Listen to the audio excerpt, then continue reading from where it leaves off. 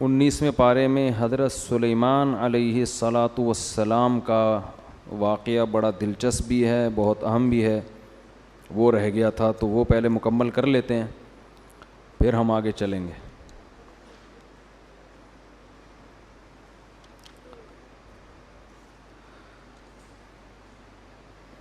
وَلَقَدْ آتَيْنَا دَاوُودَ وَسُلَيْمَانَ عِلْمًا، اللہ فرماتے ہیں کہ ہم نے داؤد اور سلیمان کو علم عطا کیا۔ اس علم سے دین اور دنیا دونوں علوم مراد ہیں، کیونکہ آگے جس علم کا تذکرہ آ رہا ہے وہ دنیا کا علم ہے، اور دین کا علم تو پیغمبروں کے پاس ویسے ہی ہوتا ہے۔ انہوں نے فرمایا یا ایھا الناس علمنا منطق الطیر، حضرت داؤد اور سلیمان نے لوگوں سے خطاب کیا اور کہنے لگے کہ لوگوں، اللہ نے ہمیں پرندوں کی بولیاں سکھائی ہیں۔ پرندوں کی جو کنورزیشن ہے نا آپس میں، جو ان کا لنک ہے، جس طرح سے بھی اللہ نے ہمیں وہ بھی سکھا دیا ہے۔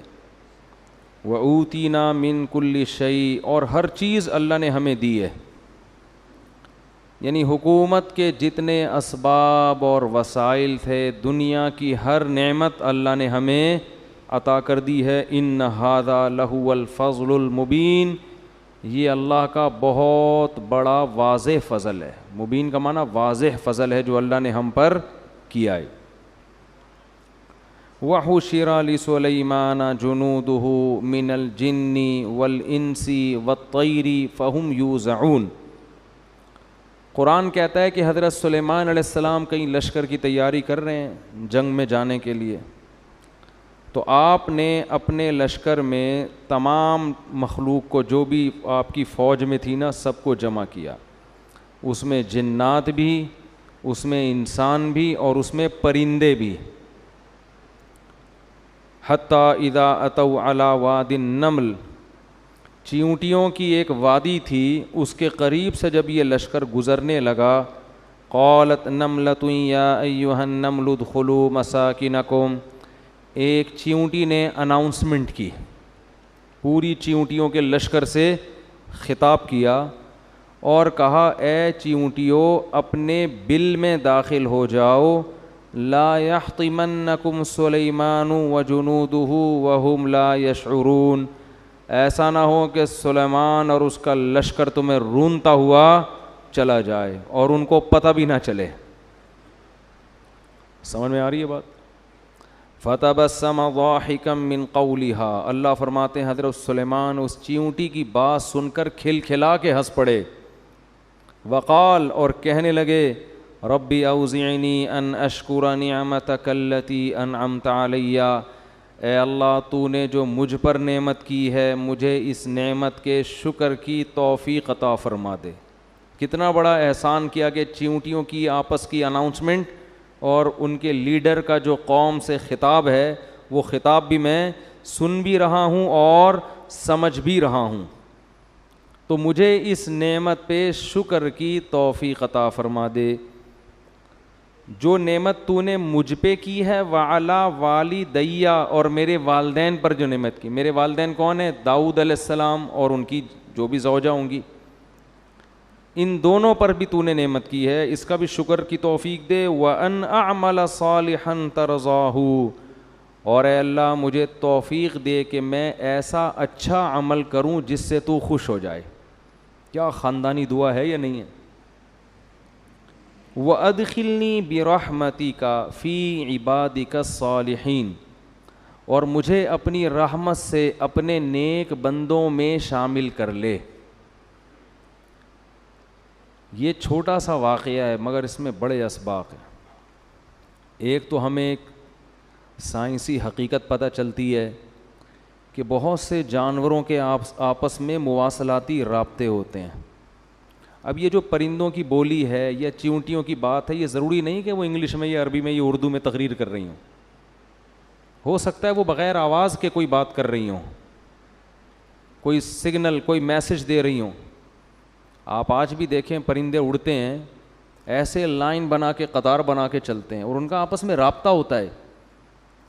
امریکہ میں ایک جنگل ہے جہاں سے تتلیاں ہزاروں کلومیٹر ہجرت کر کے دور جاتی ہیں. وہ حیران ہوتے ہیں کہ یہ اتنے کلومیٹر دور موسم کی تبدیلی میں وہاں، پھر وہاں سے پوری فوج یہاں آتی ہے، ان کا آپس میں رابطہ ہوتا ہے. بلکہ اب تو یہاں تک دریافت ہو گیا ہے کہ بعض جانور سمندر کے ایک کنارے پہ انڈے دے کے دوسرے کنارے پہ پہنچتے ہیں. ان جانوروں کا ان انڈوں سے جب بچے نکلتے ہیں نا، ان سے ان کا رابطہ ہوتا ہے. ہمارے ایک رشتہ دار وہ اس میں ہیں مرچنٹ نیوی میں، تو انہوں نے کہا کہ ایک دفعہ ہمارے جہاز پہ کچھ سائنسدان آئے. وہ سائنسدانوں نے سمندر کے کچھ جانور تھے جن کے اوپر کوئی آلات نصب کیے. پوچھا گیا بھائی یہ کیا کر رہے ہو؟ انہوں نے کہا کہ ہم اس پہ حیران ہیں کہ یہ جو سمندری مخلوق ہے یہ سمندر کے ایک کنارے پہ انڈے دیتے ہیں، لیکن ان انڈوں اور ان سے جب بچے نکلتے ہیں تو ان کی ماؤں کا ان سے رابطہ رہتا ہے. تو یہ کون سی ریز ہیں جو ان کی کھوپڑی سے نکل کے ان کی کھوپڑی میں ٹرانسفر ہو رہی ہیں، یہ کیسے پہنچتے ہیں؟ اس کی سیٹنگ ہو رہی ہے، اس کو ٹریس کرنے کی کوشش کر رہے ہیں. اتنا عجیب اللہ کا نظام ہے. یہ ایسے ہی تھوڑی کائنات خود بخود وجود میں آ گئی اور ایسے ہی اتفاق سے بس ڈارون پھینک کے چلا گیا اور ہماری یونیورسٹی میں اس کو کیچ کر کے لوگ اس پھینکے ہوئے مال کو پڑھ بھی رہے ہیں اور اس فضول ترین لٹریچر کو پڑھا بھی رہے ہیں اور دہریے ہو رہے ہیں. سمجھتے نہیں ہو بات؟ اب موبائل کے ذریعے ہمارے رابطے ہوتے ہیں. لوگ یہ کہتے ہیں سائنسدانوں کی ایجاد ہے سیل فون، کہ آپ کی بات کو یہاں سے وہاں تک پہنچا دیا. سائنس کسی چیز کی موجد نہیں ہوتی، یاد رکھو. سائنس کسی چیز کو ایجاد نہیں کرتی، پہلے سے موجود چیزوں پر مطلع ہو جاتی ہے.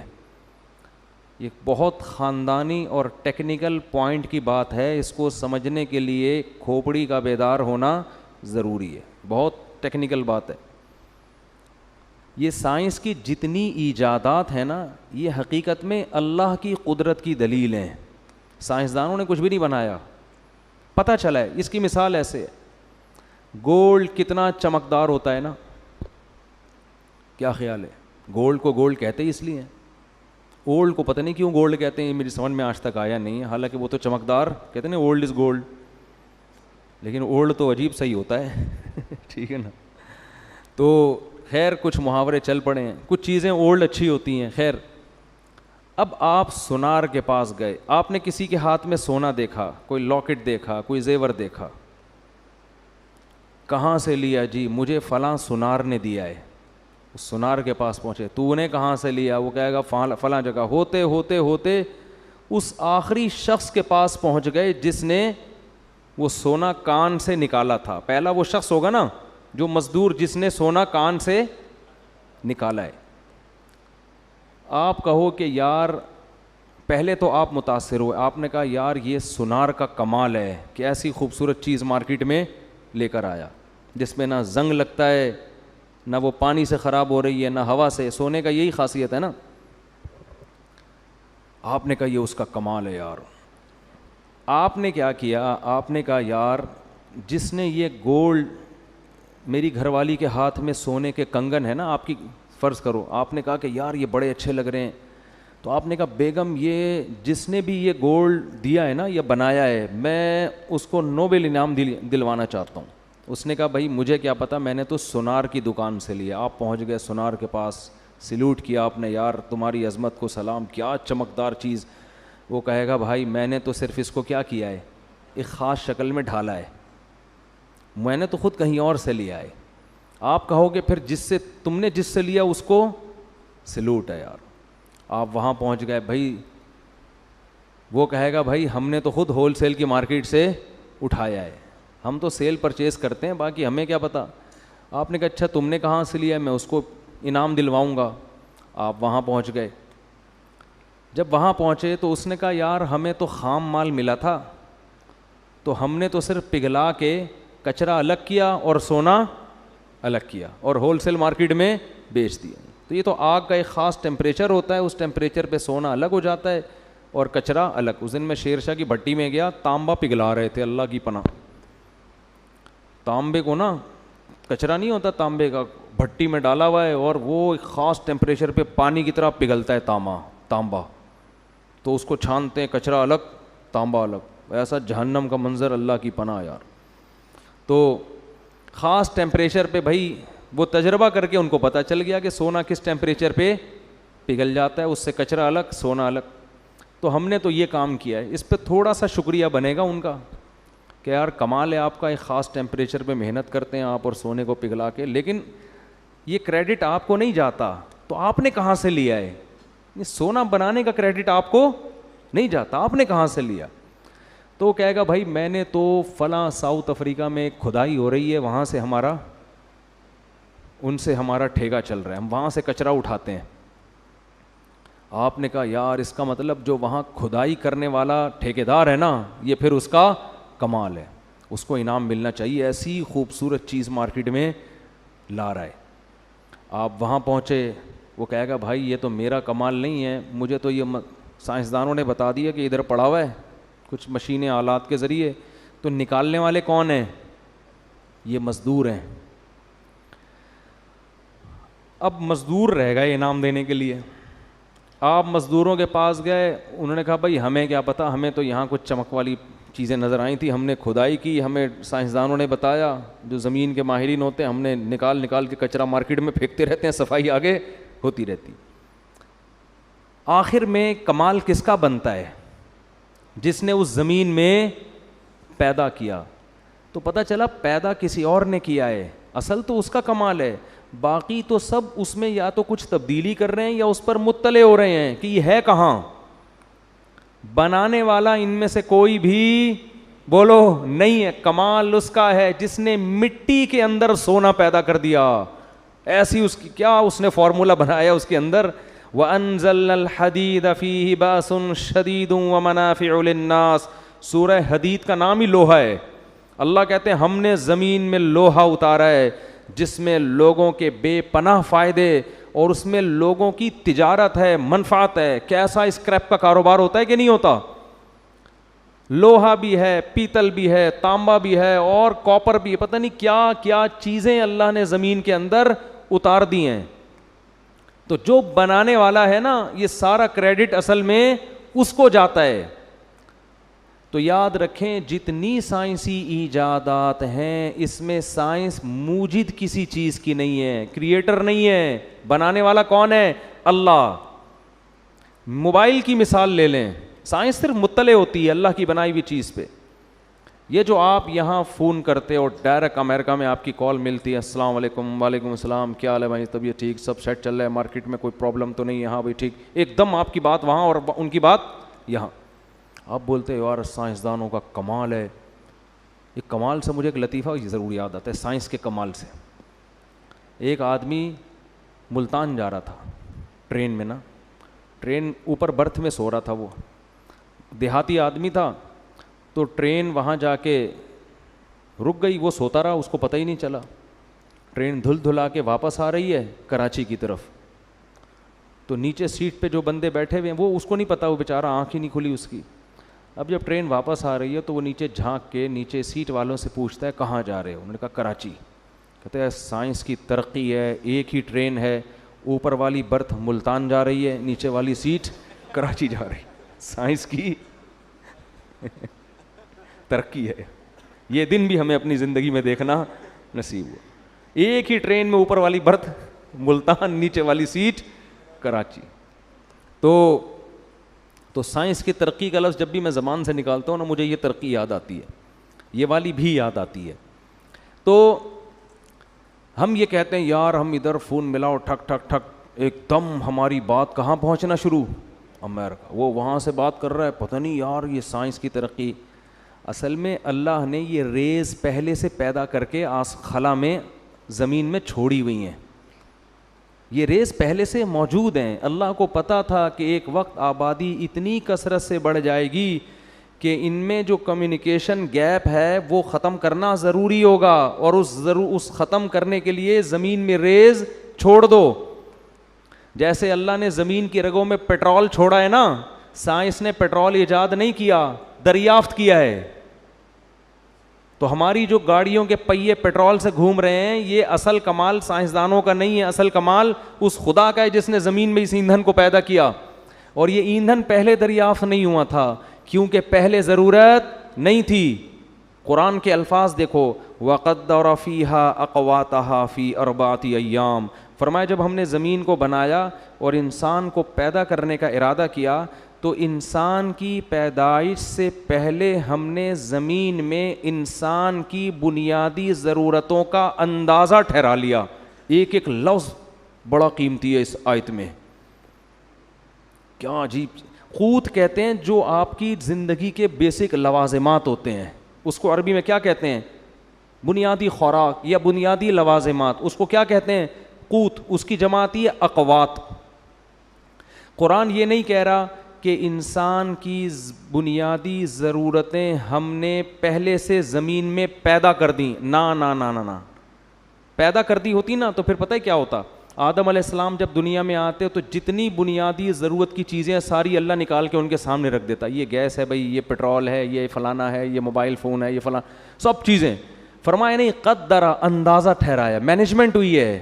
تقدیر کہتے ہیں مینجمنٹ, کہ کس وقت کس چیز کی ضرورت پڑے گی اس حساب سے وہ چیزیں اس کے اندر اس نے, بولو نا, رکھ دیں, پیدا کر دیں. جب حضرت آدم دنیا میں آئے تو کسی چیز کی ضرورت نہیں تھی, بس کھودو, زمین میں پودا لگاؤ, کھاؤ, ٹھیک ہے نا, اور کچھ نہیں چاہیے. جب آبادی بڑھے گی, پھڈے ہوں گے, اس میں لڑائیاں ہوں گی, اللہ نے لوہے کو, انسان ترقی کرتے کرتے کہاں تک پہنچ گیا؟ لوہے تک. اس نے لوہے کے ہتھیار بنانا شروع کیے, اس نے لوہے کے برتن بنانا شروع کیے, لوہے کی پلیٹیں بنانا شروع کی, لوہے کے تیر بنانے شروع کیے اس نے. آبادی بڑھنے لگی, لوگ ہجرت کر کے دور دور علاقوں میں جانے لگے. اب ان میں آپس میں رابطہ کیسے ہو؟ تو سمندر کی کشتیاں لوگوں نے بنانا شروع کی. زمین سے لوہے کو نکال کے لوہے کے جہاز بنانا شروع کر دیے. تو یہ سب چیزیں نا وقت کے ساتھ ساتھ. پھر آبادی جب بہت بڑھنا شروع ہوئی تو 150-200 سال سے بھی شاید زیادہ ہو گئے ہیں, مالتھس نامی ایک شخص آیا, اس نے یہ نظریہ پیش کیا کہ آبادی جتنی اسپیڈ سے بڑھ رہی ہے نا, وسائل اتنی اسپیڈ سے نہیں بڑھ رہے, لہذا 100 سال کے بعد زمین میں قحط پڑے گا اور اتنی غربت ہوگی کہ لوگ ایک دوسرے کا گوشت نوچ نوچ کے کھانا شروع کر دیں گے. یہ مالتھس کی تھیوری تھی. لہذا آبادی کو کیا کرو؟ بولو, روکو. مالتھس کی تھیوری کو گزرے ہوئے 150-200 سال ہو گئے. لوگوں کو جتنی اونچی سطح کا رزق آج مل رہا ہے, ماہرین معیشت کہتے ہیں تاریخ میں ایسا رزق کبھی بھی نہیں ملا. کیوں؟ مالتھس بے وقوف کو یہ نہیں پتا تھا, وہ کیلکولیٹر میں کیلکولیشن کر رہا تھا کہ ٹماٹر پیدا ہونے کی اسپیڈ یہ ہے اور بچے پیدا ہونے کی اسپیڈ اس سے زیادہ ہے, تو ٹماٹر کم پڑ جائیں گے, بچے زیادہ. گندم کی اسپیڈ یہ ہے, بچوں کی اسپیڈ یہ, تو گندم کم ہو جائے گی, بچے زیادہ. اس کو یہ نہیں پتا تھا کمبخت کو کہ بے وقوف آدمی, بچہ پہلے پیدا ہوتا ہے, ماں کی چھاتیوں میں دودھ بعد میں ہوتا ہے, یہ کیلکولیٹر میں نہیں آتا. بہت مشکل ہے بھائی, بات سمجھ. پیدا تو ہونے دو, اللہ چیزیں پیدا کرے گا. گدے گھوڑوں کا دوڑ تھوڑی رہے گا, زراعت ڈبل ہو جائے گی اس سے, اس لیے کہ مشینیں ایجاد ہو جائیں گی. اللہ نے انسان کے لیے لوہا زمین میں اتارا ہے, جس میں قرآن کہہ رہا ہے فیہ منافع, بے شمار منفعتیں رکھ دی ہیں اس لوہے میں. اس لوہے میں ایک منفعت یہ بھی تھی کہ جس اللہ نے انسان کو لوہا نکالنا سکھایا, جس اللہ نے انسان کو لوہا پگھلانا سکھایا, وہ اللہ انسان کو کیا ٹریکٹر بنانا نہیں سکھائے گا؟ کہ بھائی وہ مالتھس تو بات کر رہا ہے بیل سے جب ہل جوتے جاتے تھے, ٹھیک ہے نا, تو مشینیں ایجاد ہوں گی, اور مشینوں کو چلانے کے لیے یہ جنگل کی لکڑیاں نہیں چلائیں گی. زمین کی رگوں میں تیل دوڑ رہا ہے, اس تیل پر انسان مطلع ہوگا, اور پھر دمام میں آپ جا کے دیکھو کیسے کنٹینر لوڈ ہو رہے ہیں پیٹرول کے, ڈیزل کے. کبھی یہ منظر اپنی آنکھوں سے جا کے دیکھو, انسانی عقل حیران ہو جاتی ہے. اتنا تیل زمین سے نکل رہا ہے کہ اسے دیکھ کے آپ کہو گے انسان نے تو زمین کا تیل نکال دیا بھائی, ٹھیک ہے نا, زمین کی واٹ لگا دی ہے. لیکن زمین کو کچھ بھی نہیں ہو رہا, زمین نے اپنا سینہ کشادہ کیا ہوا ہے, نکالو, یہ اللہ نے تمہارے لیے پیدا کیا.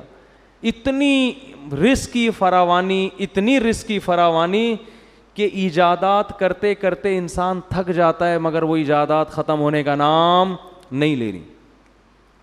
تو اس لیے مالتھس کا وہ جو تھیوری تھی نا وہ بھی اب انتہائی بوسیدہ اور ہماری یونیورسٹیوں میں کچرا جو مال بک رہا ہے نا, جس کو ہمارے پڑھے لکھے لوگ قبول کر رہے ہیں, جو قرآن و سنت کے بھی خلاف, مشاہدے کے بھی خلاف, وہ اس کچرا تھیوری کو پڑھ رہے ہیں, جس کو گورا بھی نہیں مانتا, جس کو گورا کہتا ہے یہ بکواس تھیوری تھی, اس کا نہ کوئی سر ہے نہ کوئی پیر ہے. اس پہ میں نے حوالوں کے ساتھ ایک دفعہ ایک بیان ریکارڈ کروایا تھا. گوروں کے ماہرین معیشت کے حوالے دیے تھے کہ پہلے زمانے میں جو معیشت کو مضبوط کرنے کی تھیوریز تھی نا وہ سب کی سب وہ کیلکولیشن ساری غلط ہو چکی ہیں, وہ فارمولے چینج ہو چکے ہیں. خیر, تو اللہ تعالیٰ اصل میں کیا کرتا ہے, چیزوں کو پیدا کرتا ہے, انسان صرف مطلع ہوتا ہے. تو پتہ نہیں کیا کیا اور چیزیں ایسی رہ گئی ہیں جو ابھی ہم مطلع نہیں ہوئے ان کے اوپر. تو یہ جو آپ یہاں سے وہاں بات پہنچاتے ہو یہ بھی اس آیت میں داخل ہے. قدر فیہا اقواتہا, اللہ نے زمین میں انسان کی ضرورت کی جتنے چیزیں تھیں ان کا اندازہ پہلے سے بولو لگا لیا کہ اس اندازے سے میں ایک چیزیں پیدا کروں گا, اور وہ جیسے جیسے آبادی بڑھتی چلی جائے گی لوگ اس کو حاصل کرتے. جتنی بھی آبادی بڑھ جائے دنیا میں, آبادی کی وجہ سے اگر مسائل کھڑے ہوئے نا تو یہ اللہ پہ الزام ہے کہ ایک شخص کسی کی دعوت کرتا ہے, جتنے آدمیوں کو گھر میں بلائے گا نا ان سے زیادہ کا کھانا پکواتا ہے. وہ ایسا کبھی نہیں کرتا کہ 20 افراد بلا لیے اور کھانا 15 کا پکایا. تو اللہ بھی کہہ رہے ہیں انسان کمبخت, تیرے پیدا ہونے سے پہلے میں نے زمین میں اندازے لگا لیے تھے کہ اس کو کیا کیا چاہیے ہوگا, تو وہ تیری سوچ سے زیادہ ہیں, کم نہیں ہیں. سمجھ میں آ رہی ہے تو ٹھیک ہے, نہیں تو رہنے دو, جیسے چل رہے ہو ویسے ہی. 2 بچے ہی اچھے, 2 بچے ہی اچھے. وہ ایک آدمی فیملی پلاننگ میں جاب کرتا تھا محکمہ منصوبہ بندی میں, تو اس کے 12 بچے تھے. تو کسی نے کہا خود تو دوسروں کو کہتے ہیں 2 بچے ہی اچھے, خود 12 رکھے ہوئے, کہہ رہے ہیں ان میں اچھے صرف 2 ہی ہیں, ان میں اچھے صرف 2 ہی ہیں. ٹھیک ہے, تو میں نے صحیح کہا تھا 2 بچے ہی اچھے, باقی سارے گندے. لیکن الٹے لطیفے بھی بنے ہوئے ہیں. ایک آدمی کے 24 بچے تھے, کسی نے کہا تمہیں فیملی پلاننگ والے تنگ نہیں کرتے آ کے, کہتے ہیں آئے تھے وہ اسکول سمجھ کے واپس چلے گئے. ٹھیک ہے نا. تو خیر, تو قدر فیہا اقواتہا. تو اب یہ دیکھو حضرت سلیمان علیہ السلام نے جو چیونٹی کی آواز سنی, اس سے ہمیں پتہ چلتا ہے کہ ان جانوروں میں آپس میں کیا ایک مضبوط نظام ہے. شہد کی مکھیوں میں ہے, دیمک میں ہے. دیمک جو اپنا گھر بناتی ہے نا, اس پہ باقاعدہ کتابیں لکھی گئی ہیں سائنسدانوں نے, کیا شاہکار, مل کے کام کرتے ہیں سب آپس میں, کام ڈیوائڈ ہوتے ہیں, تو نے یہ کرنا ہے, تو نے یہ کرنا ہے. ٹیمپریچر کو مینٹین رکھنے تک کا اللہ نے علم عطا کیا ہے دیمک کو. دیمک جو بناتی ہے نا مٹی کا گھروندہ, آپ اس کو ہلکا نہ سمجھیں, اس میں ٹیمپریچر کیسے مینٹین ہوگا, وینٹیلیشن کا کیا انتظام ہوگا, ان تمام چیزوں کی کیلکولیشن کر کے دیمک گھر بناتی ہے. میں نے دیمک کی گھر پہ ایک سائنسدان کی پوری کتاب پڑھی ہے, میں پڑھ کے حیران ہو گیا کہ یار دیمک کے پاس اتنی کھوپڑی کہاں سے آ گئی. ایسا ہی نہیں, اب یہ چیونٹیوں کو دیکھو جو گھر بناتی ہیں, جو بل بنانے کے بعد جو باہر ان کا چیونٹوں کا اور چیونٹیوں کی جو بجری پڑی ہوئی ہوتی ہے, کیسی گول گول, کیسی خوبصورت انداز سے ہوتی ہے نا. ابھی کچھ دن پہلے میں نے کیا دیکھا, ایک چیل نے اٹیک کیا نا, میں جا رہا ہوں ایک دم نیچے آئی ہے, میں ڈر گیا کہ یہ تو ایئر اٹیک ہو رہا ہے, اللہ خیر کرے. کیا ہے, نیچے ایک تنکا پڑا ہوا تھا, اس کو اٹھا کے لے گئی. کیا اللہ کی قدرت کی دلیل ہے یار, جگہ جگہ سے تنکے جمع کر رہی ہے. کیوں؟ اس کے انڈے دینے کا وقت آ گیا ہے. اسے اللہ نے سکھایا اب تو انڈے دے گی, پہلے تیری شادی ہوگی, پھر تو انڈے دے گی, اور اب ساری زندگی انڈے ہی نہیں دینا, تو نے کچھ کام بھی کر. کہتے ہیں نا انڈے دے رہے کہ یہاں بیٹھ کے, لوگ کہتے ہیں نا. گھروندا بنا رہی ہے, اپنا گھونسلہ بنا رہی ہے. کتنے خوبصورت خوبصورت گھونسلے پرندے بناتے ہیں, کیسے ان کو آپس میں ان کو جوڑتے کتنے خوبصورت انداز میں ہیں. آپ یوٹیوب پہ سرچ کریں. اچھا, انگلش میں جو ڈاکومنٹریز ہیں جانوروں پر اور عربی میں ہیں, ان میں بڑا فرق ہے. گورا جب ڈاکومنٹری بناتا ہے تو بس جانور کے بارے میں رپورٹ پیش کرتا ہے کہ دیکھو یہ کیسے بنا رہا ہے, کیا خوبصورت, اور یہ کیا نظام, اور کیسے اپنے بچوں کی حفاظت کر رہا ہے, بس. اس میں اللہ کا کوئی تصور نہیں ہوتا. عرب جو ڈاکومنٹری بناتے ہیں نا, یا اسی کو انگلش میں جب ٹرانسلیٹ کرتے ہیں گوروں کی بنی ہوئی, اس میں جگہ جگہ قرآن کی آیتیں لے کر آتے ہیں اور بتاتے ہیں کہ یہ کس کی قدرت کی دلیل ہے. تو بھائی جو بنانے, یہی تو کافر مسلم میں فرق ہے. کافر کو بنی ہوئی چیزوں سے دلچسپی ہے, بنانے والے سے کوئی سروکار نہیں ہے. اور مسلمان کو بنی ہوئی چیزوں سے اتنی دلچسپی نہیں ہے جتنی بنانے والے سے ہے. ذالکم اللہ ربکم خالق کل شیء. اللہ جب اپنی بنی ہوئی چیزوں کا قرآن میں تذکرہ کرتا ہے نا تو کئی جگہ قرآن میں آ کے کہتے ہیں ذالکم اللہ, یہ ہے تمہارا اللہ جو تمہارا رب ہے, یہ ہے. گویا ہاتھ سے اللہ اشارہ کر رہے ہیں یہ ہے رب. خالق کل شیء, جس نے ہر چیز کو بنایا. افمن یخلق کمن لا یخلق, بھلا جو بنانے والا ہے اس کا وہ درجہ ہو سکتا ہے جو نہیں بنانے والا ہے. بھائی بنی ہوئی چیزوں اور بنانے والوں کا کوئی فرق نہیں تمہاری نظر میں, ایک ہی جیسا مقام ہے. نہ نہ نہ, جو بنانے والا ہے وہ اصل ہے, بنی ہوئی چیزیں تو اس کی محتاج ہیں. تو حضرت سلیمان علیہ السلام کے اس واقعے میں بہت اسباق ہیں. ایک تو ہمیں یہ نالج پتہ چلی کہ جانوروں کا آپس میں ایک بہت مضبوط لنک ہوتا ہے جس میں وہ ایک دوسرے کو اطلاع بھی دے رہے ہوتے ہیں. دوسری بات ہمیں اس واقعے میں یہ پتہ چلی کہ چیونٹی یہ کہہ رہی ہے کہ سلیمان اور اس کا لشکر تمہیں روند ڈالے گا مگر ان کو پتہ بھی نہیں چلے گا. یہ جو پتہ بھی نہیں چلے گا نا, یہ بھی قرآن کے الفاظ لغو نہیں ہیں, اس میں بھی حکمت ہے. کیا مطلب؟ پیغمبر جان کر یہ کام بولو نہیں کر سکتے. اس میں جانوروں پہ بھی ظلم سے روکا گیا ہے اور یہ احادیث سے ثابت ہے. نبی صلی اللہ علیہ وسلم نے فرمایا کہ پچھلی امتوں میں ایک پیغمبر تھے جن کو ایک چیونٹی نے کاٹا تو انہوں نے ساری چیونٹیاں جلا دیں. تو اللہ نے ان پر وحی کر کے تنبیہ کی کہ کاٹا ایک نے تھا, سزا آپ نے سب کو کیوں دی.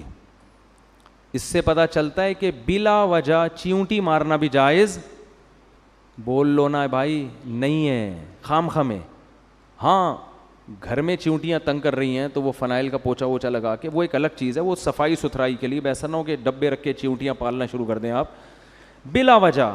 یعنی وہ آپ کو گھر میں تو کیڑے مکوڑے تکلیف دیتے ہیں نا, لیکن تکلیف بھی نہیں دے رہے, خام خواہ میں جانور کو جا کے مارنا یہ اسلام میں جائز بولو نہیں ہے. آپ صلی اللہ علیہ وسلم نے چڑیا کو مارنے سے منع کیا ہے.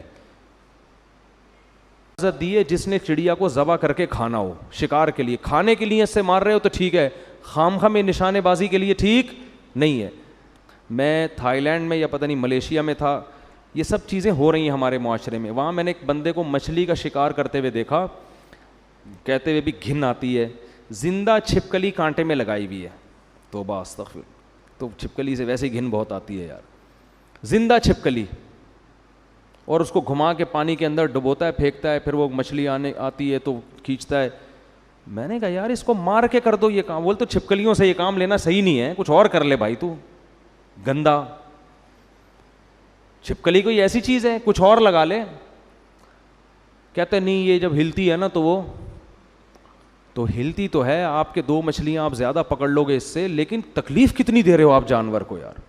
اس کے پھندا اٹکا ہوا ہے, پھر پانی میں ڈبو بھی رہے ہو, سانس گھٹتا ہے, پھر باہر مرنے بھی نہیں دے رہے اس کو, کیونکہ مر گئی تو مصلحت فوت ہو جائے گی. اس سے بڑا ظلم بعض لوگ یہ بھی کرتے ہیں کہ سمندر میں کانٹا لگا کے رات کو چھوڑ کے چلے گئے, صبح آ کے نکال لیا. اب رات کو جو مچھلی کانٹے میں پھنسی ہے پوری رات اس کے جبڑے میں اس کانٹے, آپ ذرا اپنے جبڑے میں کانٹا گھسا کے دیکھو, آپ کو 2 منٹ میں اندازہ ہو جائے گا. ساری رات وہ کیا کرتی ہے, تڑپتی رہتی ہے. جال کا معاملہ الگ ہے, جال لگا کے چلے جاؤ اس سے کچھ نہیں ہوتا, کانٹا لگا کے آپ جائیں نہیں, جیسے ہی آئیے اس کو کھینچ کے باہر نکالیں. تو یہ سارے جانوروں پہ ظلم ہے جن کا قیامت کے دن حساب دینا پڑے گا. ہاں اس میں اعتدال کی راہ ہے کہ اب ایسا نہ ہو کہ چیونٹی مارنا ناجائز ہے تو اب دیکھ دیکھ کے چلنا شروع کر دیں کہ میرے پاؤں کے نیچے کہیں چیونٹی نہ آ جائے. اتنی تکلف کی ضرورت نہیں ہے. وہم لا یشعرون, سلیمان علیہ السلام بھی دیکھ دیکھ کے نہیں چل رہے تھے لشکر میں کہ نیچے جو آ گیا تو آ گیا, اب تھوڑی اتنا کسی کے پاس. تو چیونٹیوں نے اسی وجہ سے کہا کہ بھائی سلیمان اور اس کا لشکر تمہیں رونتا ہوا نکل جائے گا اور ان کو پتہ بھی نہیں چلے گا. کہتے ہیں ایک روایت ہے, پتہ نہیں صحیح ہے ضعیف ہے, کہ حضرت سلیمان نے چیونٹی کو بلا کے پوچھا کہ تجھے پتہ ہے کہ میں پیغمبر ہوں اور پیغمبر کسی پہ ظلم نہیں کرتا, تو میرے بارے میں کیسے بدگمان ہو گئی کہ میں رونتا ہوا چلا جاؤں گا. تو چیونٹی نے کہا کہ سلیمان آپ تو بڑے سمجھدار ہیں, آپ کو پتہ نہیں میں نے وہم لا یشعرون بھی کہا ہے کہ ان کو پتہ نہیں چلے گا. ٹھیک ہے نا, چیونٹی کے بارے میں کس کو پتہ چلتا ہے. تو خیر سلیمان علیہ السلام قرآن کہتا ہے فَتَبَسَّمَ ضَاحِكًا مِّن قَوْلِهَا, کھلکھلا کے ہنسے اس کی بات پہ. تو ہاں تو میں جلدی جلدی نقطے بیان کرتا. پہلا نقطہ ہمیں پتہ چلتا ہے کہ جانوروں کا آپس میں رابطہ ہوتا ہے, بڑا عجیب اللہ کا بنایا ہوا نظام ہے. دوسرا ہمیں یہ پتہ چلتا ہے کہ جانور پہ بھی ظلم کرنا ناجائز ہے. تبھی چیونٹی نے کہا ان کو پتہ نہیں چلے گا, یعنی وہ گویا یہ اقرار کر رہی ہے پتہ چل جائے تو یہ سائڈ سے گزر جائیں. اور تیسرا ہمیں اس سے یہ بھی پتہ چلتا ہے کہ اللہ جب کسی کو کوئی نعمت دے تو فوراً دعا کرنی چاہیے. حضرت سلیمان علیہ السلام نے اس نعمت پہ فخر نہیں کیا بلکہ فوراً اللہ کا شکر ادا کیا. کوئی بھی نعمت ہو فوراً اللہ کی طرف منسوب, میرے اللہ کا کب. غیر مسلم یہ نہیں کرتا, مسلمان کیا کرتا ہے, اللہ کی طرف. اور چوتھا کام حضرت سلیمان نے کیا کیا کہ نعمت کے ملنے سے بگڑنے کا خطرہ زیادہ ہوتا ہے, نعمت کے چھننے پہ بگڑنے کا خطرہ زیادہ نہیں ہوتا. غموں میں اللہ یاد آتا ہے, نعمتوں میں یاد نہیں آتا. تو حضرت سلیمان اللہ سے دعا کر رہے ہیں کہ اللہ تو نے مجھے نعمتیں تو دے دی کیسی کیسی کہ چیونٹیوں کی باتیں سن رہا ہوں میں, مجھے خطرہ اس بات کا ہے کہ کہیں میں ناشکرا نہ بن جاؤں, کہیں میں خود پسندی میں, عجب میں, تکبر میں مبتلا نہ ہو جاؤں. تو میں تجھ سے دعا مانگتا ہوں اوزعنی ان اشکر نعمتک, کہ تو مجھے توفیق دے کہ میں شکر بھی کروں اس کا. جو اللہ والے لوگ ہوتے ہیں ان کو نعمت ملنے پر اتنی خوشی نہیں ہوتی, ان کو اس بات کی خوشی زیادہ ہوتی ہے کہ اس کے شکر کی توفیق ملے. کیونکہ نعمت ملنے کے بعد اگر شکر کی توفیق نہیں مل رہی تو یہ نعمت نہیں ہے, یہ الٹا عذاب ہے اللہ کا. تو اس لیے نا جب بھی کوئی نعمت ملے بار بار اے اللہ مجھے شاکر بنا, یہ زیادہ بڑی نعمت ہے. دیکھو کسی کو تھوڑی نعمت ملی, شکر کی توفیق مل گئی, یہ زیادہ خوش قسمت ہے اس شخص سے جس کو نعمتیں زیادہ ملیں مگر شکر کی توفیق نہیں مل رہی. اور شکر پتہ ہے کسے کہتے ہیں, نافرمانی نہ ہو. شکر کا مطلب یہ نہیں کہ بس الحمدللہ ماشاء اللہ کہہ دیا, شکر کا مطلب وہ نعمتوں کو استعمال کر کے انسان گناہ نہ کرے, یہ شکر کا سب سے پہلا درجہ ہے. تو جب بھی نعمتیں ملیں اور ہم سب کو ملی ہوئی ہیں تو اللہ سے دعا مانگنی چاہیے اللہ مجھے اس کی شکر کی توفیق دے. کیا مطلب, مجھے گناہ کرنے سے بچا لے, ایسا نہ ہو میں تیری نافرمانی میں لگ جاؤں. ایک بات. تیسری بات ہمیں اب نمبر خود ہی لگائیں, پتہ نہیں تیسرا نمبر ہے چوتھا نمبر ہے, مجھے صرف چلو ابھی زیادہ ہو جائے گی پھر. تو چوتھی کیا, اپنے ساتھ اپنے والدین کو بھی شریک کیا. وعلی والدیہ, کہ تو نے میرے والدین پر بھی جو نعمت کی ہے اس کی بھی مجھے شکر کی توفیق دے. اس میں یہ بتایا کہ انسان کا اپنے والدین سے اتنا قریبی رشتہ ہوتا ہے کہ ان پر نعمت گویا آپ پر, یعنی ان کی خوشی میں آپ کو خوشی ہونی چاہیے. اور دعا میں ہمیشہ اپنے والدین کو اپنے ساتھ رکھنا چاہیے. اور پھر آگے کیا کہہ رہے ہیں, وَأَنْ أَعْمَلَ صَالِحًا تَرْضَاهُ, ایسا نہ ہو کہ ان نعمتوں میں پڑھ کر تجھے بھول جاؤں, مجھے ایسے اچھے عمل کی توفیق دے جس سے تو خوش رہے مجھ سے. اصل میرا مسئلہ کیا ہے, ایسا نہ ہو تو ناراض ہو جائے مجھ سے. دیکھو آج ہم نعمتوں کے سمندر میں ڈوبے ہوئے ہیں لیکن ہم لوگوں کی یہ کیفیت نہیں ہے. نعمت سے زیادہ فکر ہو کہ اللہ سے تعلق اور زیادہ قوی ہو اور شکر کی توفیق ملے, گناہ سے بچنے کی توفیق ملے, یہ بہت بڑی نعمت ہے. اور ادخلنی برحمتک فی عبادک الصالحین, یہ تو سب سے خاندانی بات, یہ بڑی خاندانی بات ہے, اس کو سمجھنے کی ضرورت ہے اس فرقواریت کے دور میں. اس وقت حضرت سلیمان سے افضل دنیا میں کوئی بھی نہیں تھا, حضرت سلیمان اور داؤد سے افضل. اور اتنے معجزے ان کو مل رہے ہیں اسی لیے نا کہ افضل تھے سب سے. لیکن دعا کیا کر رہے ہیں, دعا کے آخر میں کہہ رہے ہیں اے اللہ مجھے اپنے نیک بندوں میں داخل کر دے. یہ تواضع ہے کہ میری کیا حیثیت, بہت سے تیرے نیک بندے دنیا میں ہیں, مجھے بھی ان میں سے ایک ادنا فرد بنا لے. آج تھوڑی سی کوئی علم کی بات سیکھ لے, ایسا فنٹر بنتا ہے کہ اپنا چینل کھول کے ساری دنیا کو برا بھلا کہنا اور یہ امیج بنانا کہ میرے سے بڑا فنٹر دنیا میں کوئی ہے ہی نہیں ہے, میں آ گیا ہوں, اب میں لوگوں کو بتاؤں گا کہ صحیح کیا ہے غلط کیا. اس سے پہلے دنیا اندھیروں میں ڈوبی ہوئی تھی, سارے بزرگ غلط, سارے علماء غلط, سارے مفتی غلط, سارے وہ میں ہوں, میں بتاؤں گا کیا ہے.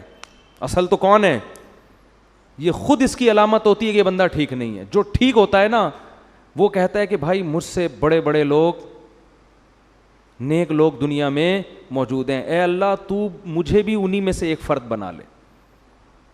ادخلنی برحمتک، اے اللہ اپنی رحمت سے بنا. کیا مطلب؟ میرا عمل اس قابل نہیں ہے کہ میں نیک لوگوں میں شامل ہو جاؤں، عمل تو میرا ایسا ہے کہ مجھے الگ سے سزا ملے.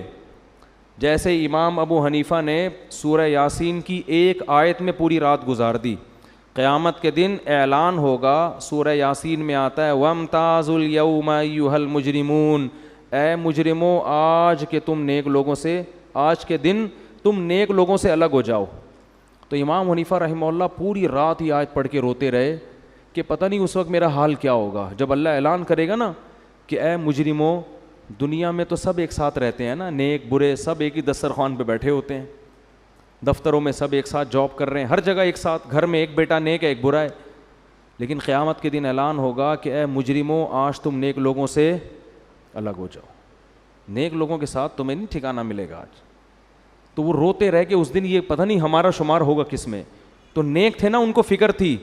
تو سلیمان علیہ السلام اپنے وقت کے سب سے افضل ترین پیغمبر، تو اللہ سے دعا کیا کر رہے ہیں، اے اللہ میں اس قابل نہیں ہوں، ادخلنی برحمتک. یہ نہیں کہہ رہے اے اللہ میری عبادت کو دیکھتے ہوئے ہونا یہ چاہیے کہ مجھے جو ہے وہ میں ہوں تو ویسے سب سے اچھا ہی. اگر ہم ہوتے تو یوں دعا مانگتے، اے اللہ تجھے پتہ ہے سب سے اچھا تو میں ہوں، کیونکہ میں نے سب کی دکانیں بند کر دی ہیں، میرا چورن مارکیٹ میں بک رہا ہے جس سے میں نے ایسا کر دیا ہے کہ اب کوئی سر اٹھانے کے قابل نہیں ہے.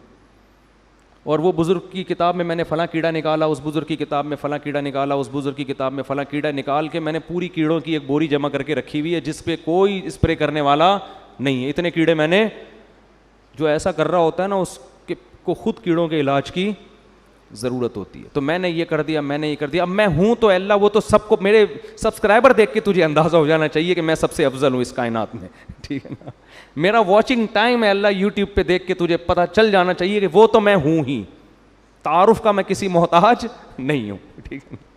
یہ ہم لوگ کی سوچ ہے، اوپر اوپر سے تواضع کر رہے ہوتے ہیں. خاکسار، ہمارے حضرت فرمایا کرتے تھے جو زیادہ تواضع کر رہا ہوں نا اپنے آپ کو کہ میں خاکسار، میں تو احقر، تو اس سے کہو ہاں تم سب سے حقیر آدمی ہو، تو ایسا غضبناک ہوگا نا. احقر کا مطلب ہوتا ہے سب سے حقیر. تو بھائی تو خود ہی تو کہہ رہا ہے سب سے حقیر، تو ہم نے اگر کہہ دیا ہاں تو سچی مچی میں واقعی سب سے حقیر ہے، ایسا تیش میں آئے گا نا غضب میں، اس کا مطلب وہ ڈرامہ کر رہا ہے. ٹھیک ہے نا، سمجھتا نہیں ہے. تو جتنا سمجھتے ہو نا اتنا ہی بولا کرو. تو ہم ہوتے تو ہم کیا کہتے، اللہ میں تو ہوں سب سے افضل، اور میری نیکیاں بھی اور اتنی معجزے بھی مجھے تو نے دیے ہیں، تو ایسا کر تو یہ جتنے نیک لوگ ہیں نا، ایک تو یہ ہیں نہیں نیک، ڈرامے باز ہیں، ان کو تو سچی مچی کا نیک بنا دے اور ان کو بھی میری فہرست میں شامل کر لے، جیسا میں ہوں ان کو بھی تو ہدایت عطا فرما. ہم ہوتے تو شاید یہ بولتے. سلیمان علیہ السلام سب سے افضل پیغمبر، علم میں بھی انتہا کو، معجزے بھی انتہا کو، قرآن کیسے ان کی تعریفیں کر رہا ہے، اور ایسے معجزوں کے بعد بھی اترا نہیں رہے ہیں کہ لوگوں سے فخر سے کہہ رہے ہیں. اگر لوگوں سے کہہ بھی رہے ہیں تو بطور شکر کے کہ لوگوں اللہ نے ہم پہ فضل کیا ہے، اترانے کے لیے، تکبر کے لیے نہیں. اور کیا انداز ہے کہ نعمت ملنے کے بعد تکبر کرنے کے بجائے اللہ سے دعا مانگ رہے ہیں کہ اے اللہ تو نعمت کے شکر کی توفیق دے دے اور نیک عمل کی توفیق دے دے. یہ دعائیں مانگ رہے ہیں. اور پھر اپنی رحمت سے، میرا عمل نہیں ہے، ادخلنی برحمتک فی عبادک الصالحین، اے اللہ اپنی رحمت سے اپنے نیک بندوں کی فہرست میں مجھے بھی شامل کر لے. یہ ادا اللہ کو پسند ہے. لیکن آج کل مارکیٹ میں یہ ادا شارٹ ہوتی جا رہی. ہمارے والد صاحب اللہ ان کی مغفرت فرمائے ایک بڑی اچھی بات کہتے تھے، بیان کرتے تھے نا، کہتے تھے کہ جو شخص تھوڑی بہت نماز تہجد پڑھ لے نا آج، اس کو اپنے بارے میں وہم ہونے لگتا ہے کہ امام مہدی میں ہی ہوں. حقیقت خطرہ ہوتا ہے کہ امام مہدی میں ہی ہوں، اور واقعی سچی مچی کا وہم ہوتا ہے. والد صاحب کے پاس ایک شخص آیا مسجد میں نا، بہت عبادت کرتا تھا ہماری مسجد میں، صبح کا کوئی وظیفہ، بہت عبادت گزار تھا. تو میرے والد صاحب نے ہمیں خود بتایا، کہیں بیان کر رہے تھے، ہم بھی بیٹھے ہوئے تھے، تو کہنے لگے، ایک بندہ آیا میرے پاس، مجھے کہنے لگا کہ حافظ صاحب، ہمارے والد صاحب کو لوگ حافظ صاحب کہتے تھے، حافظ صاحب آپ سے مجھے ایک چھاؤں میں آ کے بات کرنی ہے. چھاؤں کا لفظ تو میں کہہ رہا ہوں, سائڈ پہ نا کوئی بات کرنی ہے. تو والد صاحب نے کہا بھائی بات کرو. تو وہ والد صاحب کہتے ہیں مجھ سے کہنے لگا مجھے کچھ ایسی بشارتیں مل رہی ہیں کہ امام مہدی شاید میں ہی ہوں. تو والد صاحب کہتے ہیں میں نے اس کے کان میں کہا کہ بس یہ میرے اور آپ کا معاملہ ہے, کسی تیسرے کو بتایا نا کوئی گارنٹی نہیں ہے وہ کیا کرے گا تمہارے سے, وہ مار بھی سکتا ہے جان سے, بس یہیں دبا دو اس راز کو جو ہے نا. اچھا مشورہ دیا کہ وہ راز وہیں دب گیا, ورنہ تحریک لبیک والوں نے چھوڑنا نہیں تھا اس کو تو وہ راز وہیں دب گیا. اس کو سمجھایا بھائی تو تھوڑا معمول کم کر لے, تو نارمل جیسے لوگ نماز روزہ کرتے ہیں نا اس طرح کر لے, تیرا دماغ کی سیٹنگ کیا. بعد میں سمجھایا, اس وقت تو اتنا وہ اس میں تھا کہ بس وہ میں ہی ہوں امام مہدی. تو اور ادھر سلیمان علیہ السلام کیا کہہ رہے ہیں, ادخلنی برحمتک فی عبادک الصالحین, اے اللہ مجھے بھی اپنی رحمت سے اپنے نیک بندوں میں شامل کر لے. آگے ہدہد کا واقعہ ہے. ہدہد مارکیٹ سے شارٹ تھا, بس 2 منٹ لوں گا اس پہ. سارے پرندے جمع ہو گئے لیکن دیکھا کہ ہدہد مارکیٹ سے شارٹ. اس زمانے میں سلیمان علیہ السلام کے دور میں مارکیٹ سے شارٹ ہونے کی اجازت نہیں تھی. مارکیٹ میں ہر وقت مناسب ریٹ پر اویلیبل ہونا ضروری تھا. تو فرمایا ما لی الا اری الہدہد, مجھے کیا ہو گیا کہ مجھے ہدہد نظر نہیں آ رہا. ام کان من الغائبین, ایسا ہے کہ مجھے نظر نہیں آ رہا یا وہ واقعی مارکیٹ سے شارٹ ہے. یعنی یہ ممکن ہے کہ ہو یہاں کہیں چھپا بیٹھا ہو, مجھے نظر نہیں آ رہا. اس سے یہ بھی پتہ چلتا ہے کہ انبیاء عالم الغیب نہیں ہوتے. کنفیوز تھے حضرت سلیمان علیہ السلام کہ ابھی یہاں ہے یا کہیں گیا ہوا ہے. پھر فرمانے لگے لأعذبنہ عذابا شدیدا, میری پرمیشن کے بغیر کیسے چلا گیا, میں اس کو پتہ چل گیا نا کہ نہیں ہے, سخت ترین عذاب دوں گا. او لأذبحنہ, یا اس کو ذبح کر دوں گا میں. او لیأتینی بسلطان مبین, جب تک میرے پاس غیر حاضری کی مضبوط دلیل لے کر نہیں آتا اس وقت تک معافی نہیں ہے. آپ کہیں گے ابھی جانوروں پہ رحم کے فضائل بیان ہو رہے تھے, ابھی ذبح کرنے کی باتیں ہو رہی ہیں. ادھر چیونٹی کو بھی پاؤں نہیں رکھا جا رہا جان کر, ادھر ہدہد کو ذبح کرنے کی دھمکیاں. او بھائی یہ آرمی تھی سلیمان علیہ السلام کی, فوج تھی, اس میں فوجیوں کو مارکیٹ سے شارٹ ہونے کی اجازت. بولو جنگ کے میدان میں جا رہے ہیں اور ایک فوجی نے کہہ دیا بھائی آفیسر, اب وہ جنگ میں بندہ شارٹ ہے, اب ہے بھائی جنگ میں کمانڈر صاحب دیکھ رہے ہیں کہ یار اس بندے کو میں یہاں بٹھا کر گیا تھا, مورچے میں وہ بندہ ہی نہیں ہے, تو وہ نانی سے ملنے گیا ہوا ہے اپنی, ہے بھائی چھوڑ دیں گے فوجی اس کو؟ بھائی کورٹ مارشل ہو جائے گا. لمحے خطا کرتے ہیں اور صدیاں سزا. تو یہ آرمی کا قانون تھا کہ ہدہد سے تو ایجنسی کا کام لے رہے تھے سلیمان علیہ السلام, خبریں لے کر آ بھائی کسی بھی وقت ہمیں ضرورت پڑ سکتی ہے, اور تو مارکیٹ سے کیا ہو گیا بغیر اطلاع کے شارٹ ہو گیا. تو اس لیے وہاں یہی سوٹیبل ہے, سخت سزا دوں گا یا کاٹ. اگر کچھ بھی عذر نہیں ہے, نانی سے ملنے گیا ہوا ہے, پھپھو سے ملاقات کے لیے گیا ہوا ہے ہدہد, تو پھر کیا ہوگا, پھر تو ذبح, تاکہ دوسرے ہدہد کو آئندہ کے لیے عبرت ہو کہ سلیمان کی فوج سے شارٹ ہونے کی اجازت نہیں ہے. ایسے تھوڑی جہاد ہوتا ہے, تو فوج کا تو لا بالکل ایک الگ ہوتا ہے. تو ہدہد مارکیٹ میں آ گیا نا. فمکث غیر بعید, ابھی حضرت سلیمان یہ باتیں کر ہی رہے تھے, بھی بندہ کہاں ہے. تو قرآن کہتے ہیں فقال, ایک دم ہدہد آیا, احطت بما لم تحط به, اے سلیمان ایسی رپورٹ لے کر آیا ہوں. مزہ اس کے تو الفاظ یہ نہیں تھے ہمارا تو یہی اسٹائل ہے نا, سلیمان علیہ السلام ایسی رپورٹ لے کر آیا ہوں کہ بس مزہ آئے گا آپ کو, ایسی رپورٹ لے کر آیا ہوں. وہ رپورٹ کیا ہے؟ آپ کا یہ دعویٰ ہے کہ میں دنیا میں اللہ کا نظام نافذ کر رہا ہوں, ہے بھائی اتنی بڑی فوج جس میں جنات بھی ہیں, پرندے بھی ہیں, اور 100 لاکھوں گھوڑے بھی ہیں, اور ایسی زرہیں آپ کے والد بنایا کرتے تھے, اور آپ اور ہواؤں میں اڑ اڑ کے جا رہے ہیں آپ دنیا میں, اور آپ اس خوش فہمی میں ہیں کہ دنیا میں فتح کر چکا ہوں. ایسا نہیں ہے, ایک ایسی حکومت کی اطلاع لے کر آیا ہوں آپ کے پاس کہ وہ گورنمنٹ چھوٹی موٹی گورنمنٹ نہیں ہے, بہت بڑی پاورفل آپ جیسی حکومت, اور ہے بھی غیر مسلم. سورج کی عبادت کرتے ہیں وہ لوگ. یعنی چھوٹی موٹی حکومت ہوتی تو ہم کہتے کہیں کونے کھانچے میں آپ سے چھپی رہ گئی ہوگی. ہو جاتا ہے چھوٹے موٹے گاؤں تو گوگل بھی ٹریس نہیں کر پاتا نا, گوگل ٹھیک ہے نا, سیٹلائٹ سیاروں سے اوجھل ہو جاتے ہیں, پوری ایک ریاست ہی آپ کی نظر سے اوجھل ہو, تو یہ تو بہت بڑی ہم سب کے لیے شرمندگی کی بات ہے. تو انی وجدت امرأۃ تملکہم، میں ایسی رپورٹ لے کر آ جاؤں، ایک پوری گورنمنٹ ہے جس میں ایک عورت حکومت کر رہی ہے، وَأُوتِيَتْ مِنْ كُلِّ شَيْءٍ، تمام اسباب و وسائل ان کو دیے گئے ہیں، مضبوط پاورفل ہے گورنمنٹ، چھوٹی موٹی حکومت نہیں ہے، لڑنا بھی ان سے آسان نہیں ہے، وَلَهَا عَرْشٌ عَظِيمٌ، بادشاہ لوگ نا اپنے تخت سے اپنی دولت اور اپنے وسائل دکھایا کرتے تھے، تو عرش اس کا تخت بھی معمولی نہیں ہے، لیکن میں دیکھتا ہوں وجدتها وقومها يسجدون للشمس من دون اللہ، پوری ریاست اس ملکہ سمیت اللہ کو چھوڑ کے سورج کو سجدہ کر رہے ہیں، اور آپ کو پتہ ہی کوئی نہیں ہے۔ بھائی اتنا بڑا جرم افراد نہیں کر رہے، پوری ایک اسٹیٹ کر رہی ہے اور بہت پاورفل، اور آپ کو پتہ ہی ہے۔ بھائی آپ یہاں بیٹھے ہیں، میں یہ کر رہا ہوں، میں یہ کر رہا ہوں، آپ کو پتہ ہی کوئی نہیں۔ مولانا منظور چنیوٹی صاحب نے جب یہ ربوہ کا نام چینج کروایا نا، تو جامعہ آئے تو ہم نے حضرت سے پوچھا کہ حضرت کیا ہوا؟ فرمایا کہ ادھر مٹھائیاں بٹ رہی ہیں چنیوٹ میں اور آپ کو پتہ ہی کوئی نہیں۔ تو جب بھی یہ لفظ کہتا ہوں نا پتہ ہی کوئی نہیں، مجھے حضرت مولانا منظور چنیوٹی یاد آتے، فرمانے لگے ادھر مٹھائیاں مٹھائی کو فرما رہے تھے مٹھائیاں، پنجابی تھے نا، تو بڑا دیسی لہجہ اچھا لگا مجھے ان کا، کہا ادھر چنیوٹ میں مٹھائیاں بٹ رہی ہیں اور ادھر آپ کو پتہ ہی کوئی نہیں۔ تو بالکل یہی اسٹائل ہدہد کا۔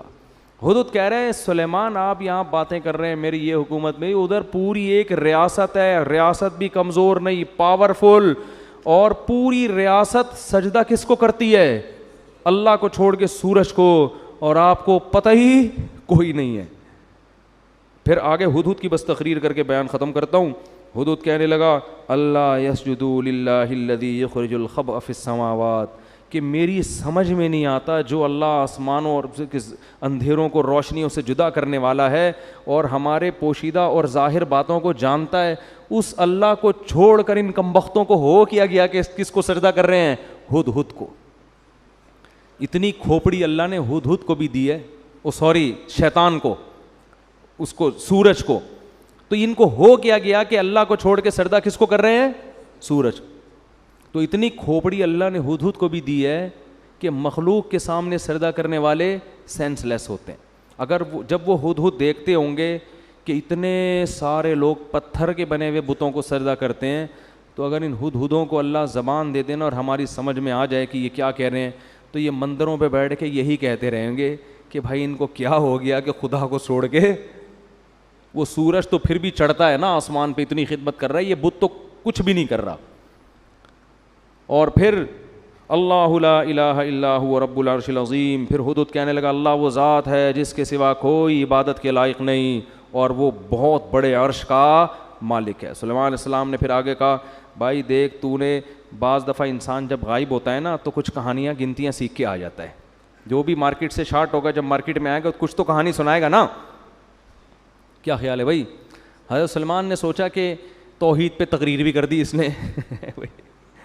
جو جھوٹ بولتا ہے نا، جو جھوٹا ہوتا ہے، وہ جھوٹ کو بہت خوشنما نعروں میں رکھ کے پیش کرتا ہے، تو اس کا امکان تھا اگر دیکھو ہدہد آ کے صرف اتنی تقریر کر دیتا کہ جی آپ کو پتہ نہیں ہے میں خبر لے کر آیا ہوں ایک گورنمنٹ ہے اور وہ یہ کچھ کر رہی ہے، چپ ہو جاتا۔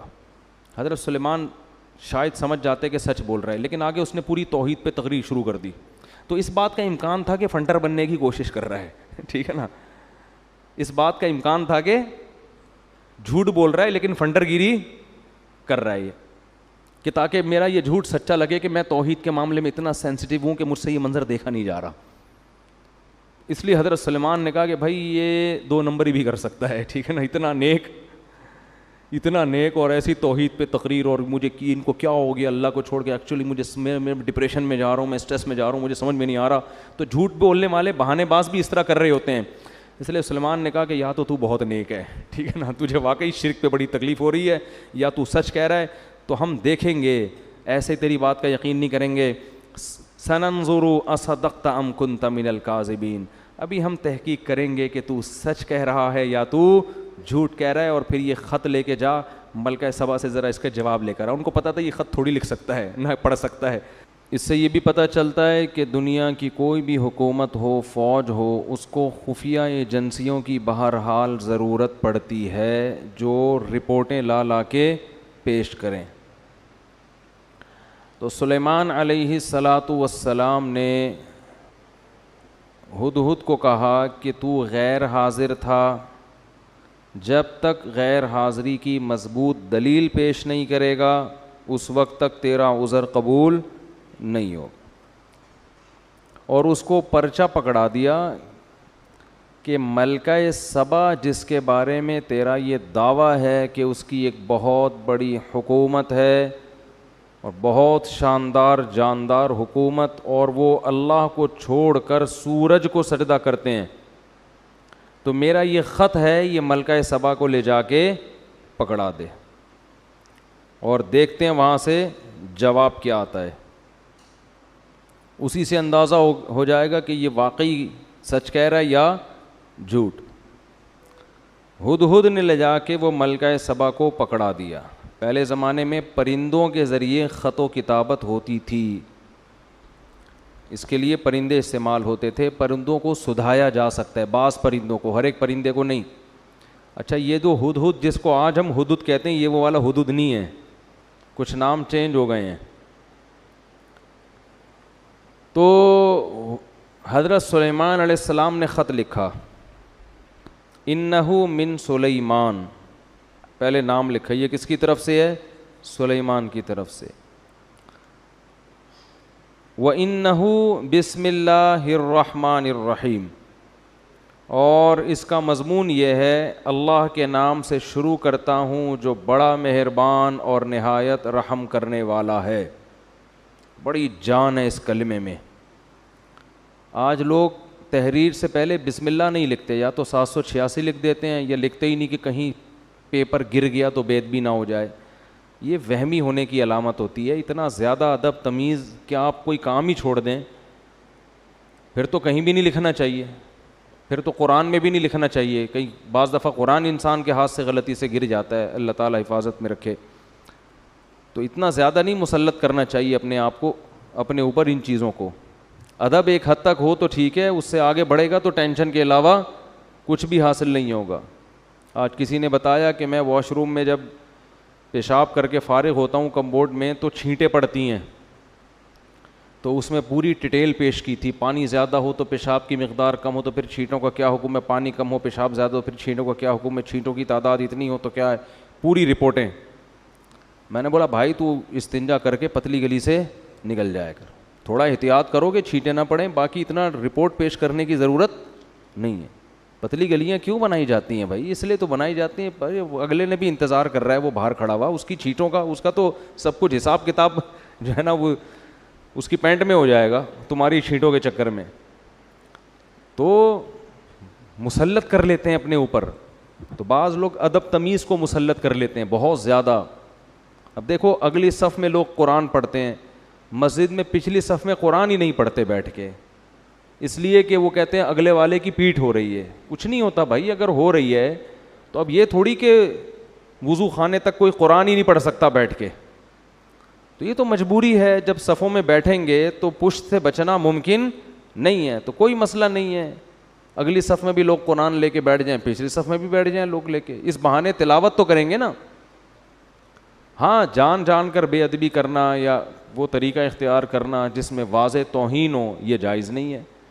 تو ہمارے ہاں عربوں میں ایسا ہوتا ہے کہ پچھلی صفوں میں بھی لوگ قرآن پڑھتے ہیں، ادھر انڈیا پاکستان میں ہوتا ہی نہیں ہے، قرآن کی تلاوت ہی نہیں ہوتی مسجدوں میں اس چکر میں. اچھا تو حضرت سلیمان علیہ السلام نے خط لکھا، بسم اللہ الرحمن الرحیم، اللہ کے نام سے جو بڑا مہربان اور نہایت رحم کر. کیا جان پیدا ہو جاتی ہے اس سے آپ کی تحریر میں. اور آگے مضمون دیکھو، اللہ تعالو علیہ.